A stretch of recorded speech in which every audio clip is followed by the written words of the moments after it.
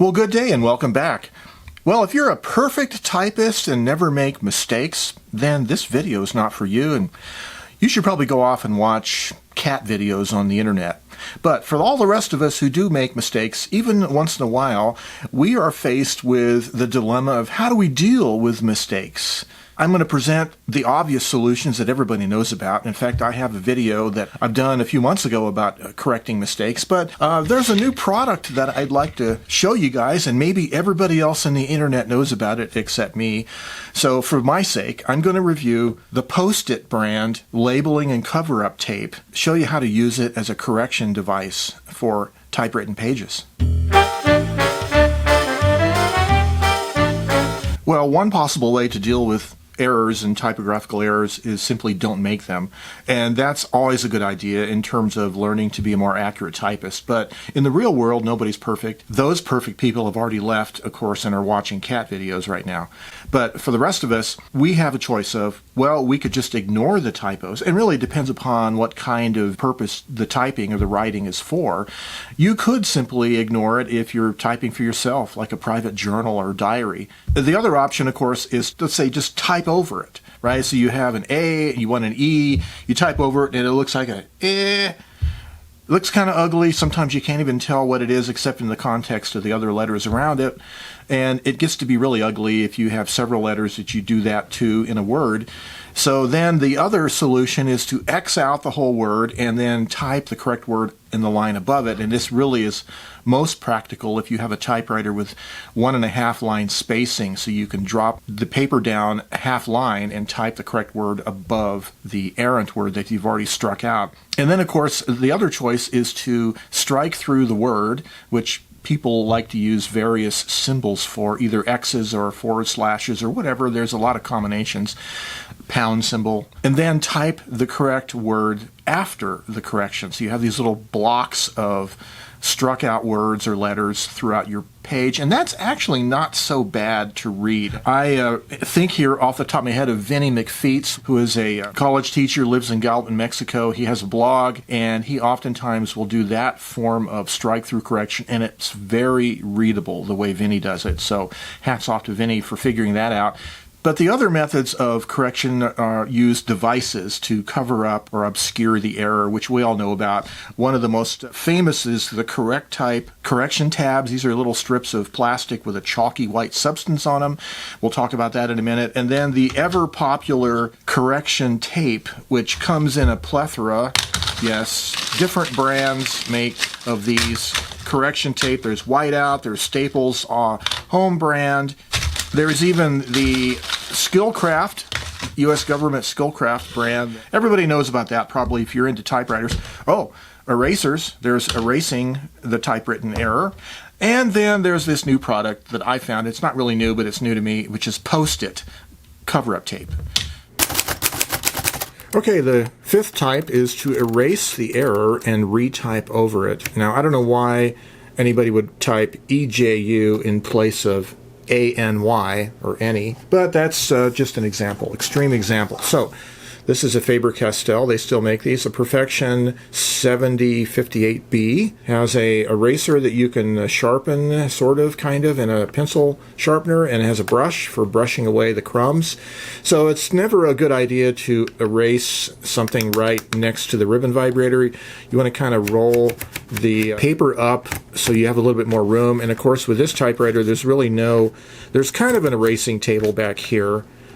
And the problem, of course, with doing this, with back rolling the paper, is that what if you're near the end of the paper to begin with, right? You're not going to have much room. So the effectiveness of erasing has a lot to do with how dark your ribbon is and the kind of paper you're using. I've never really liked typewriter erasing, so you can see there. That's not great. There's also this other eraser I've been trying. This is a Tombow Sand Eraser 512A Mono, and it has a kind of gritty, sandy composition to the rubber composition, and it kind of has a sharp wedge shape effect, so you can kind of direct your erasing efforts. tends to, I think, do a little bit better job. Now, what you're really doing when you're erasing typewritten text on normal paper is you're actually scraping away the top layer of paper fibers where the ink has been absorbed, but you're hopefully leaving enough paper fibers underneath it to retype. You don't want to erase a hole in the paper, and of course it's possible to do that if you get too aggressive, especially with this sand eraser. So let's see what happens here.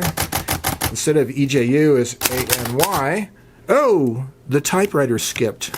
Well, that was a nice little problem. But anyways, so now what we have to do is, to make this more complete, we'll spend the next 5 minutes talking about erasing with a typewriter eraser, of course. And, okay. I don't like the crumbs from erasing. Is this any better? Well, it gets to be, if you've double erased like I have here, it starts to look like there may be a hole starting to develop here in the papers. And of course this is thin paper, so again it depends on what kind of paper you're using, but that is an option. It's not that quick. It takes a little bit of time to actually effectively erase it, and no matter how careful you are going to get crumbs in the machine. Just be aware of that. So it's going to contribute to your having to clean the machine later on. So as you can tell, I'm kind of biased against typewriter erasers. Okay, I was supposed to type that in black, by the way. Okay, so the next type of correction method is a cover-up method. Probably the oldest cover-up method that we know of is the correction tabs. Here's a brand new one. This is New Old Stock Correct Type, is the classic brand. So it's a sheet of thin plastic, almost looks like polyester or so-called mylar film. Who knows what it is. It is covered by a U.S. patent, however, and it has this chalky white substance, right? And so I've already made an error even in the title of this heading here, and obviously what you do is you slip the correction tab in the machine, and sometimes it's a little tight when you're using one of these that has a very tight card holder, which is one of the problems with it. So we're going to so you have to retype the error. And there you can see the, hopefully you can see the white mark it makes. Now, the white film is quite white in color. It's kind of bright white, so if you're using kind of an off-white paper, it'll kind of show, right? But not too bad. So it's fairly good. It's a fairly good way to do corrections, right? It's not super ugly. But the downfall to the correction tabs is when you have problems like this, when you've misstruck a letter and it's misaligned vertically. Because the only way to cover up the error with correction tabs is to retype over the error the exact same way that you did the error. And by the way, this typewriter doesn't really work well with correction tabs because it's so tight between the card holder and the paper. So now I'm going to have to use the partial shift and the A and hope. See, I didn't do it. I can't quite get the exact alignment, and that's the problem with correction tabs if you vertically made an error. So I do have this other harebrained scheme for using correction tabs when you vertically misalign the error and you can't just type over it. Is what if you use a sharp instrument and try to rub the correction stuff onto the typewritten error, like there. See, that looks like it actually works. Like I'm using a pair of metal tweezers, which it's actually not a pair of tweezers, it's one tweezer. It looks like if you just rub the correction tab, as you can see I've done here, it rubs off pretty easy, and you can make these kind of ad hoc corrections. I actually like that. Okay, so here is an extreme case, and we're going to use this to demonstrate correction tape cartridges. Everybody knows about these. These are very common. I happen to like the Staples brand of correction tape cartridge. Some of the problems that these have, well, just so you know how it works, first of all, there is a supply reel, take-up reel of clear film. Laminated to it is this thin coating of white film, and the idea is when you roll it across the page, this white film peels off of the clear backing onto your paper. The problem with correction tape that I've seen is that sometimes the white film does not evenly peel off. So it leaves like a crummy looking thing, and then if you try to roll over it a second time, it just doesn't go very well. Some brands of correction tape are more prone to this than others. So I have this example of the A is been misstruck vertically. So I try to make sure that the white stuff is at the very tip of the dispenser. I didn't roll up, but just maybe 1 or 2 lines, just to show you. So there you can cover that up pretty well. Even the upper mark I made, you can cover that up. Make sure you go far enough, right? It looks fairly well, fairly good, right? Of course, you typically will end up covering up more than just the one letter, so you have to retype multiple letters. But that's not such a bad idea, and it actually works pretty well. The problem is typically that the correction film is whiter than most papers. Unless you're using really bright white printer paper, you will see these white splotches. And then of course you can do entire words, and you can either do them vertically in sections in multiple passes, or you can try to do them horizontally in a horizontal pass. The horizontal pass problem is that if you're still wrapped around the platen down here, the paper's curved, but the cartridge tip is not, and so sometimes it doesn't go on very well. In this case it did, because I pressed hard. So there you go.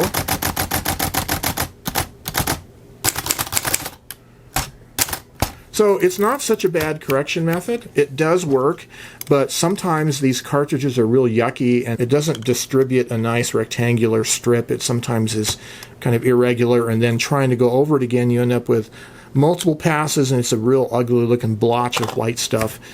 So that's the correction tape cartridges. Those are very popular, and that's probably the most common method that I use. But we do have this new thing that I wanted to show you guys.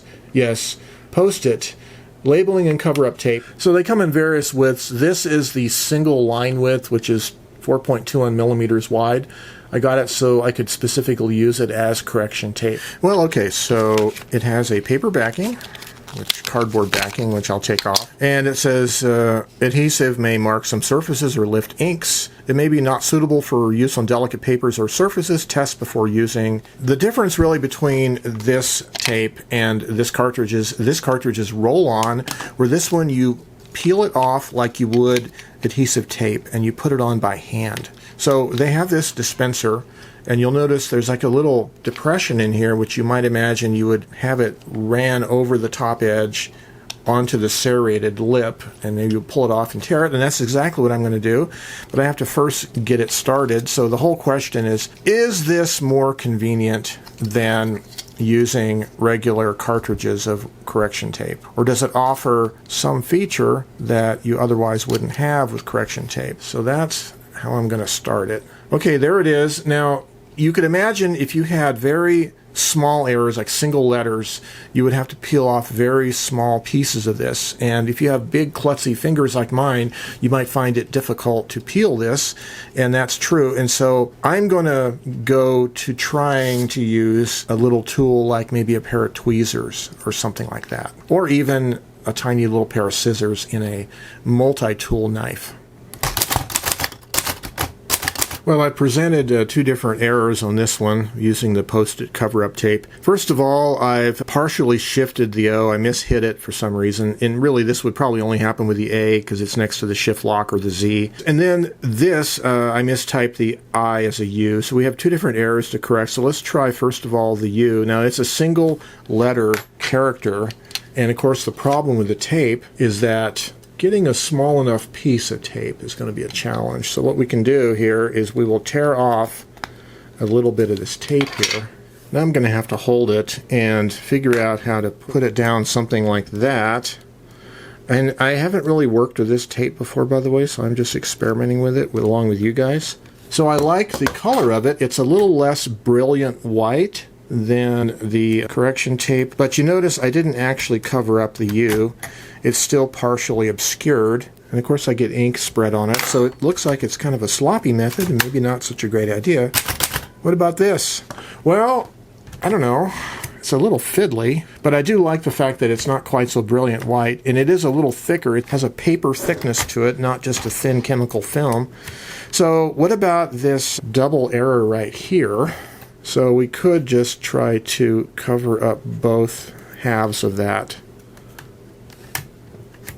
the upper and the lower part. And then, what about this? Well, I don't know. It's okay. Obviously, if you were just single spaced, you would probably have partially obscured the next row above it. You know, when I look at the package, I see them covering up entire lines of text, or long strips of text. So it's probably more appropriate to be used for that than single letters within a word. However, the problem I do see with the tape is after you might have smeared it with your finger. So I've done some aggressive smearing. So first of all, the paper itself, or the ink on the uncorrected paper, like on the word about, it doesn't really smear that easily. This up here, the word this, is the correction tape cartridges right here. It does smear if you really work at it, as in that. And then you can see these Post-it strips do smear the ink, I think, a little easier if they get really aggressive with it. There's a little bit of smearing going on. It's kind of ugly. So I'm kind of like unconvinced that this is a great product. I think the biggest problem with the Post-it cover-up tape is that it doesn't roll on with the convenience of a cover-up cartridge like this. You have to tear off or cut off individual strips and apply them by hand, which requires something like tweezers or whatever, and maybe a little scissors on a Swiss Army knife or multi-tool, just to be able to deal with it. So then it gets really super fiddly. So now, how's about this? I'm not sure. So I guess I have to admit that maybe the best way to deal with errors is not to make them in the first place, because there's no perfect correction method. So I think for me, personally, the best correction method seems to be the correction tabs. Most typographical errors, you can reproduce the exact position of the typewriter, and so even though the film it puts on is bright white, you're only putting on the bright white right where the errant character is, so it's not too obvious. And then for the kinds of errors like vertical misaligned errors, it's hard to reproduce exactly. As you saw earlier, I can rub the film on with a sharp object, sharp enough to get an accurate position on the film. So you can make custom little rubbings of this white film. And I think that makes it a pretty decent method for correction. Now, the legacy correct type came in these little dispenser packs. There are new sheets of this that you can get through Ribbons Unlimited, I know, and they come in sheets where these are perforated. You have to tear out the tabs, and you can find little tins to store these in, like you could get an Altoids tin or something like that and use them to store the tabs in, so you still have similar to the correct type dispenser pack. So I think in the meantime, the best way to deal with errors, if you're dealing with a manual typewriter without a lift-off correction system, is to just practice enough to where you don't make mistakes and don't type too fast. I think that's a better strategy. It's the tortoise and the hare syndrome. If I try touch typing really fast, thinking it's going to be quicker, inevitably I make more mistakes. And so when you go back to try to cover up those mistakes, it takes a lot more time than if you were pedantically typing with a more accurate typing style. And so I think there's a difference between a fast typing style and an accurate typing style.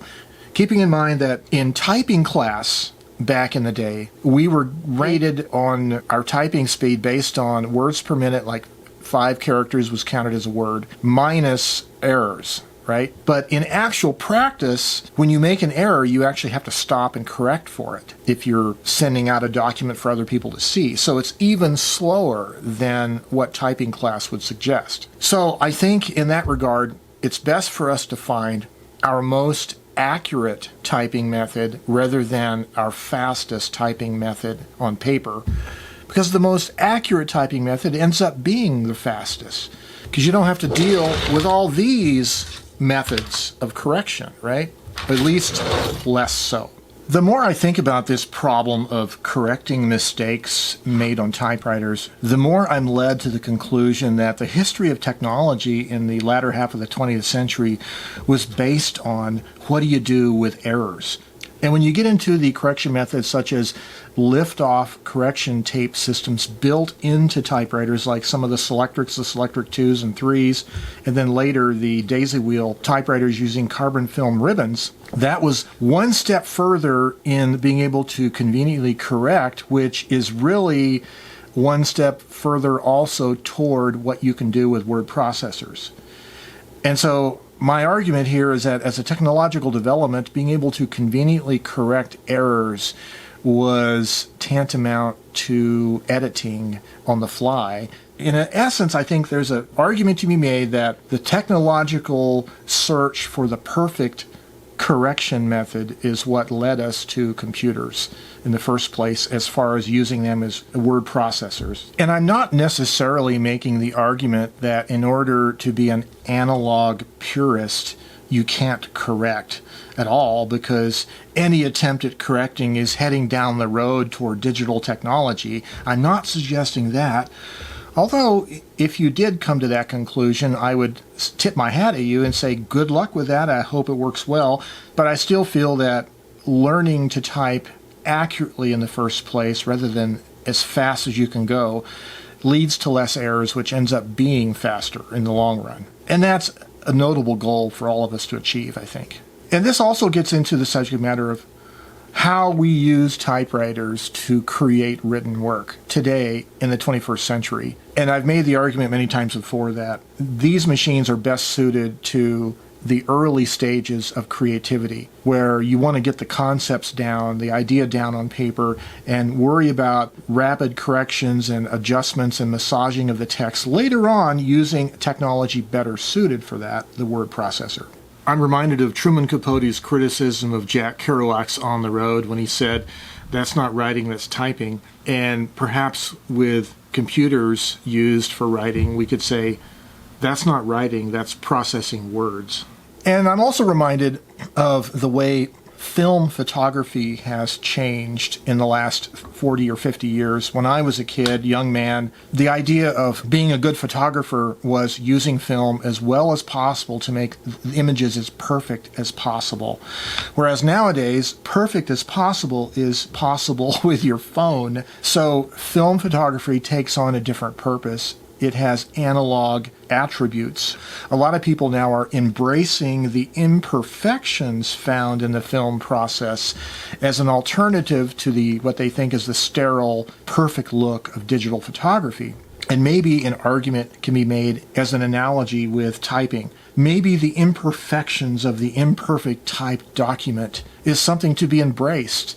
It's hand-wrought, mechanically printed ink on paper. It's going to be as imperfect as the typist is, and maybe we should just embrace those imperfections. And that is a great philosophy also. Maybe we don't need all of these accoutrements of trying to cover up our mistakes, to pretend like it's perfect when it's not really perfect. What are your thoughts? Love to hear from you. Leave them down below. In any event, have yourselves a great day. Stay creative. Bye-bye for now. Oh, and hey, welcome back to all those perfect typists who skipped the video and were instead watching cat videos on the internet. I hope you had fun. Us imperfect people were talking about dealing with, making mistakes while we're typing. Can you believe that?